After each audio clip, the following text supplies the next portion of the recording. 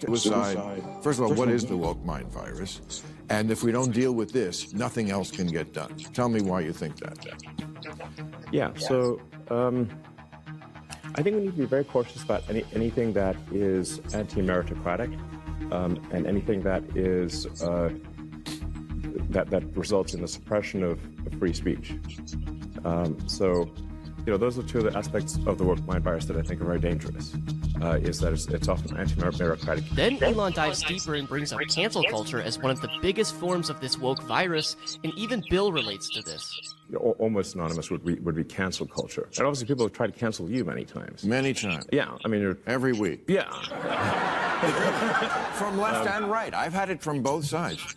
Yeah. And it's interesting. People, you and I are both like in that little group of people, maybe it's a bigger group now, who are called conservative, who haven't really changed. Elon then talks more about his political standing, which is brave considering the high amount of scrutiny celebrities get for doing this. Yeah, like I at least think of myself as a moderate, so I mean, at least I've spent a massive amount of my life energy building sustainable energy, electric vehicles and batteries and solar and stuff to help save the environment. That's not a,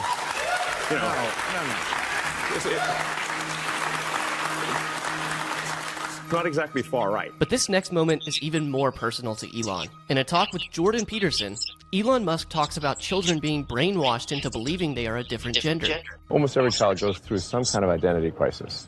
It's part of puberty. Exactly. It's just part of growing up.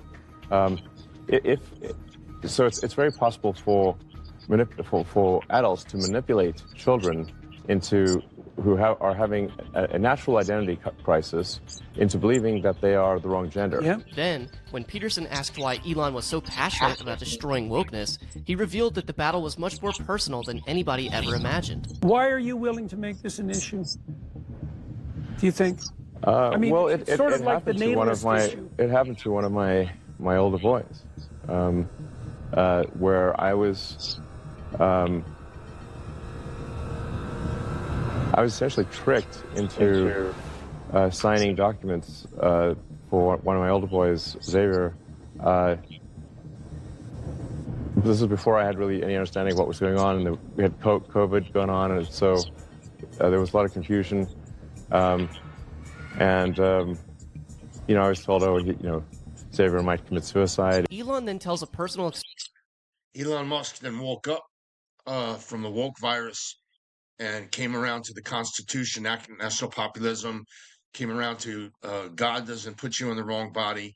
They might have a struggle, and that might be their struggle. But any social worker, psychiatrist, teacher that suggests children need hormones or surgery is actually reckless endangerment to a child, and they shouldn't be working around children. You should tell your child, I understand your struggle and your crisis, and it's real, and we're going to get through it, but you're not in the wrong body. And you might be attracted to the opposite sex, but, God has laws in place, and who you are very unique and special, and no one could duplicate you.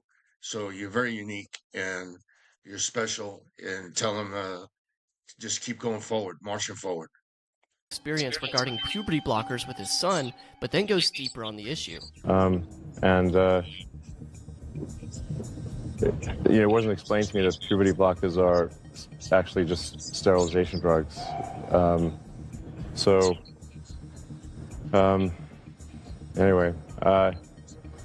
And so I lost my son, essentially. They call it dead naming for a reason. Yeah, All right, so the reason it's called dead naming is because your son is dead. He finally ends his answer with a devastating statement that shows how sensitive this topic is for him, and states his passion to destroy the virus by taking steps such as his purchase of Twitter to maintain free speech and more. So my son Xavier is dead, killed by the woke mind virus. I'm sorry to hear that. Yeah. I can't imagine what that would be like. Yeah. So, yeah, and there's lots of people in that situation now. Right. It's not pretty, and lots of demolished kids. Let me say that I am not a psychiatrist, social worker, teacher, not an expert in this. I'm just a person with my opinion. Jordan Peterson has his opinion and Elon Musk has his opinion. I hope TikTok allows our opinion and free speech to go forth because this is our view on the subject. So you shouldn't be censored, this video. Yes. Yeah, well, So- that's a good reason to be the final straw. All right, so let's. So I vowed to destroy the woke mind virus after that. And we're making some progress. Join the club. Yeah. But speaking of free speech, Elon goes deeper on his stance in another interview where a reporter asks him about his fear of losing support because of his public opinions. Let's talk a bit about your tweets, because it comes up a lot. Even today, it came up in anticipation of this. I mean, you do some tweets that seem to be, or at least give support to some who would call others conspiracy theories.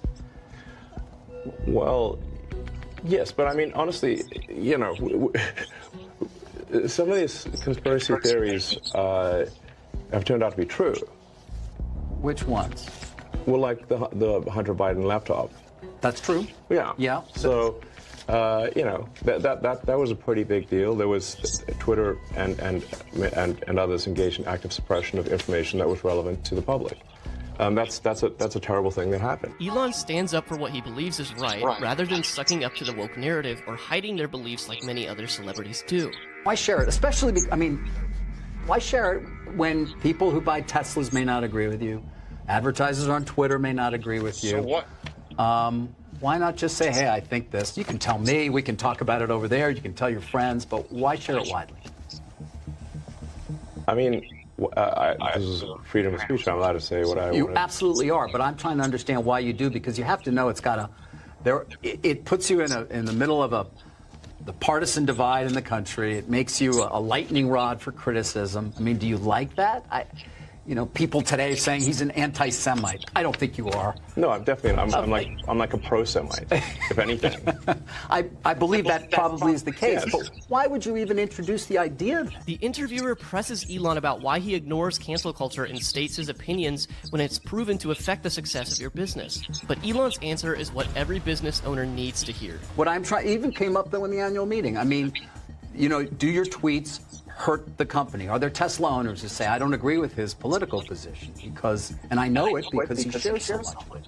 Or are there advertisers on Twitter that Linda Yaccarino will come and say, you got to stop, man. Or, I can't get these ads because of some of the things you tweet.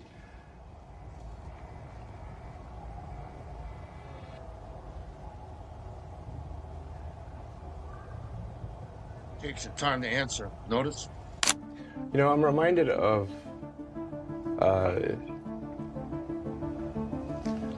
the scene in The Princess Bride.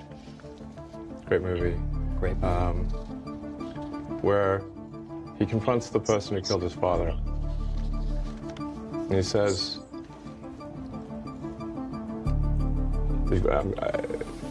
offer me money. Offer me power. I don't care. So you just don't care. And in the same interview, Musk was asked about the 2020 election, where he surprisingly voted for Biden, but he gives a funny answer when asked about that vote. 2020 election was rigged. Is that something, I assume that's not something you believe? I think the answer is nuanced. Do I believe Biden won? Yes, I believe he won. And you voted for it. I did, actually. Do you regret that? I mean, man, I wish we could have just a normal human being as president. That's what I want. I think if we could, there's that old saying of like, we're better off being run by people picked at random from the phone book than the faculty of Harvard. Yeah. I don't know who said that, but it was someone very wise. And I would say if we could do that for the president, that would be great. Elon then goes on to elaborate on his position by drawing a parallel between the role of the president and the role of the CEO. Somebody's executive ability is underrated. Since the president is effectively the chief executive officer of the country, it actually matters if they are a good executive officer. Yeah. It's not simply a matter of do they share your beliefs, and but are they good at getting things done? There's a lot of decisions that need to be made every day. Many of them are unrelated. A lot of people feel this administration has failed drastically in any type of transparency, problem solving. Actually, some people's opinion that this administration has destroyed America, and we got President Trump in just in time. That's the opinion of some. Let's hear your opinion in the comments. Related to moral beliefs, Right. And you just want a good executive because they're CEO of America. They are. They So are. we want a good CEO of America. Elon then goes on to elaborate on his position by drawing a parallel between the role of the president and the role of the CEO. But next, in a much more heated interview, left-wing commentator Don Lemon tries to ask Elon whether he knows what the word woke really means. It's come to mean a lot of things. But what originally it was meant to mean, it's just being aware of inequities in society and being aware of facts and history. Yeah, I think it's come to be. I think being aware of inequities in society is fine, of course, but trying to blame everything on trying to make everything a race issue is, I think, divisive and corrosive to society. Even as it relates to trans issues, which is what I'm... Yeah, race or, gender or whatever. But instead of satisfying Don and being stumped at the question, Elon's answer pisses him off so much that he immediately brings up the founding of America into question. Don't agree that this country was founded on racism and founded on slavery and in many ways inequities. That still continue on to this day. I think every country at that time, and I think even today, was extremely racist. Every country. And obviously slavery was present in about half of this country. But was not present in the North. There was racism for sure. Elon then goes on to explain how pointless it is just to think about history without caring about the future. Look to the future rather than the past. Instead of engaging in constant rehashing of the past. But this gets more spicy as Elon knows exactly how to mess with Don. He goes on to state a controversial statement to Don. In fact, if you look at history, if you study history broadly, everyone was a slave. Everyone. Yes. Well, not everyone was a slave. No, everyone was a slave. Okay, but we are all descended from slaves. yeah. Well, All of us. yeah. It's just a question of when. Was it more recent or less recent? That's it. Right. But what future do we want? Is this something we want to make part of our constant dialogue forever, or do we want to say, like, let's just move on and treat everyone, according to just who they are as an individual? I agree with you with that. That's the ideal. But what the evidence shows... In a state of shock at what Elon said, Don brings in Elon's white privilege into the question, and Elon, in turn, replies amazingly. You were able to come to this country voluntarily. There are many people who were not able to come to the country voluntarily. There are people who came here as It's very difficult slaves. for me to come here. And there is a legacy of slavery that still continues on. There's a legacy of racism that still continues on in this country. That's undeniable. Well, if we keep talking about it nonstop, it will never go away. If we keep making that the central thing, it will never go away. Why do you believe that? I think I'm just making a simple statement of fact. So I think we want to get away from making everything a race or a gender or whatever issue, and just treat people like individuals. And Don, seeing that he can't get the upper hand in this discussion, goes on to say that Elon claimed discrimination isn't real, which never actually happened. And I know that I have. And I know that that's real. And for someone to say that that isn't happening, I should not I should just move forward and not think about that and ignore the past is insulting. I'm not saying it. Don, you keep putting words in my mouth. I'm not saying it. I didn't say that you said it. I'm saying that we want to. We as a country should move beyond the questions of race and gender, and we should treat people like individuals and base our opinions on them on the, you know, their character and their skills. I don't think that anyone will disagree with that. Exactly. All I'm saying is that that's not happening and is not equal for everyone. That those opportunities don't happen for everyone. And I am a living example that they don't. I know that they don't because I live it. You've been incredibly successful. I have been, in spite of it all. In this next interview, Elon is questioned by a reporter about the risk he takes when sharing his views, as many... Don Lemon has made hundreds of millions of dollars, and he's claiming race, an issue, my opinion, which is free speech and under the Constitution. I feel Don Lemon made a very successful person of himself and needs to be grateful to this country for allowing him to get where he was. Maybe you could view that point of view instead of claiming I'm oppressed when you have over $100 million that most people will never get. I don't have privilege to get that. So advertising companies may be more inclined to boycott him, but Elon gives an amazing answer. But there's a public perception that that was part of a apology tour, if you will. That this had been said online. There was all of the criticism. There was advertisers leaving. We talked to Bob Iger I hope today. they stop. You hope? Don't advertise. You don't want them to advertise? No. What do you mean? If somebody's going to try to blackmail me with advertising, blackmail me with money, go f*** yourselves. But Go f*** yourself. Is that clear? I hope it is. But this next clip is even better, because when he was asked by a BBC journalist about whether he prioritizes freedom of speech over hate speech and misinformation, Elon tricks the reporter with an even better question. You have people like Andrew Tate who were brought back, who were previously banned for things like hate speech. Do you think you prioritize freedom of speech over misinformation and hate speech? Well, you know, who's to say that something is misinformation? Who's the arbiter of that? Is it the BBC? You're literally asking me? Yes. Well, no, you are the arbiter on Twitter, because you own Twitter. Yes, I'm saying, who is to say that one person's misinformation is another person's information? The point at which you said that there is... I hope that TikTok lets this video go through, because this is a person's view, my view.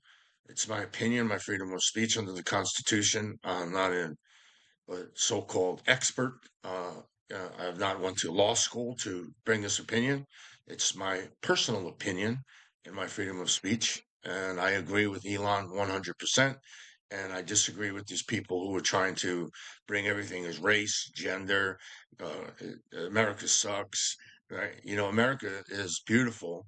And a lot of people have succeeded in this country. People are born in other countries, in really effed up countries, man, war-torn countries, constant civil rights violations, constant riots between civilization and tribalism. And some of their countries are really oppressed without food. So if you're born in in North Korea, you're going to have a effed life in this world. You need to take that up with God, why he born you in that country, and try to bring, get whatever you can, grateful out of the day, and know that when you get to heaven, things will be different on this earth. It's not perfect.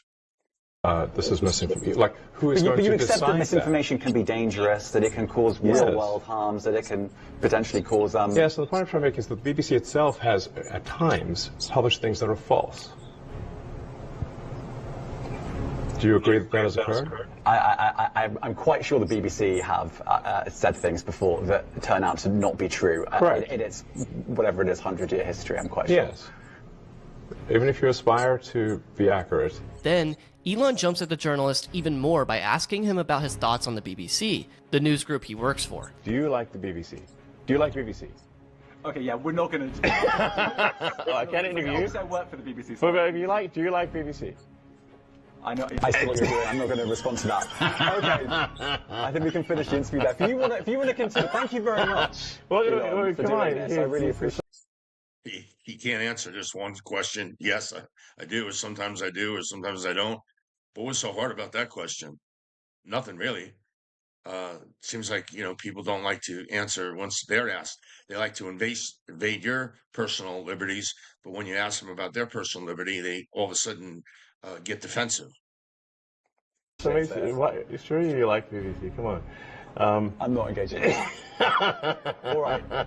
Elon, it honestly has been a pleasure. How do you know that's a real trans person? How do you not know that's a creep? How are we going to get rid of racism and stop talking about it?